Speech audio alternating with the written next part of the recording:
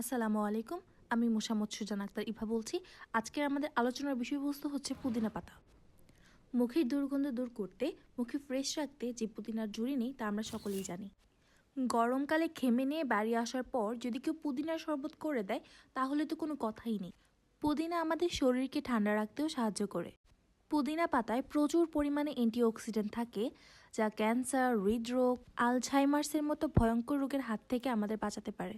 পুদিনা পাতায় প্রচুর অ্যান্টিঅক্সিডেন্ট ও ফাইটোনিউট্রিয়েন্টস থাকে যা আমাদের খিদে ও হজম শক্তি বাড়ায়। পুদিনার সুন্দর গন্ধ মুখের মধ্যে থাকা লালাগ্রন্থি থেকে লালা ও পুদিনার মধ্যে থাকা মেন্থল আমাদের খাদ্য পরিপাকের জন্য প্রয়োজনীয় উৎসেচক বা এনজাইমগুলির নিঃসরণের কাজে সাহায্য করে। এছাড়া পুদিনা খাদ্যনালীর পেশি সংকোচন ও প্রসারণ ক্ষমতা বাড়ায় ও বদহজমের সমস্যা দূর করে থাকে।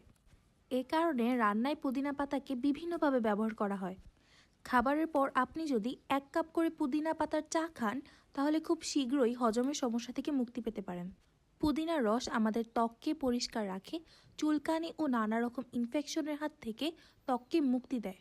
পুদিনার রস অ্যান্টি ইনফ্লেমেটরি ও অ্যান্টিব্যাকটেরিয়াল, যাতে করে এতে থাকা স্যালিসাইলিক অ্যাসিড পিম্পল ও ব্রণের হাত থেকে ত্বককে মুক্তি দেয়, ব্ল্যাক হেডস দূর করে। পুদিনায় থাকা অ্যান্টিঅক্সিড্যান্ট ত্বকের স্বাভাবিক ঔজ্জ্বল্য ফিরিয়ে আনে ও ত্বক থেকে মৃতকোষ দূর করে। পুদিনা পাতা মাথা যন্ত্রণা কমায়। বিষয়টা শুনতে আজব লাগলেও বাস্তবেই কিন্তু মাথা যন্ত্রণা কমাতে পুদিনা পাতা বিশেষ ভূমিকা পালন করে। এক্ষেত্রে পরিমাণ মতো পুদিনা পাতা নিয়ে তার গন্ধ শুকলেই দারুণ আরাম পাওয়া যায়। আর যদি এমনটা করতে মন না চায় তাহলে পুদিনা পাতার তেল অল্প করে মাথায় লাগাতে পারেন। বর্তমান সময়ে নানা ক্ষেত্রে কম্পিটিশন এতটা বেড়ে গিয়েছে যে স্ট্রেস এবং ক্লান্তি যেন রোজের সঙ্গী হয়ে উঠেছে। এমন পরিস্থিতিতে পুদিনা পাতায় পারে আপনাদের সুস্থ ও স্বাভাবিক জীবন উপহার দিতে। কেন এমন কথা বলছি তাই ভাবছেন তো?